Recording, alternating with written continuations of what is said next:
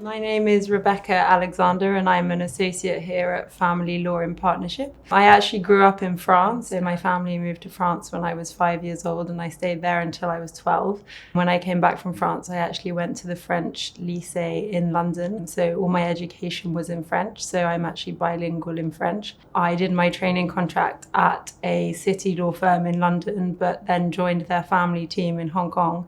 So I qualified out in Hong Kong and spent the first 3 years of my career practicing family law in Hong Kong. I work with the directors and by myself to support clients on a wide range of issues, including divorce proceedings, financial proceedings, and also children work. My work can also have a place at the beginning of relationships. So, for example, advising clients on prenuptial agreements and helping them to work out what best to do if things don't work out, and also sometimes post-nuptial agreements where clients have either built up a large amount of wealth during the marriage and they want to make sure that that's protected or divided appropriately on divorce. I am bilingual in French and fluent in Spanish, so I hope that that means that I can serve clients with those particular needs, or clients that have assets in those jurisdictions and slightly more complicated structures that they'd like me to be able to advise on and understand. It also means that I can help them liaise with French or Spanish advisors depending on what they need. My international work in Hong Kong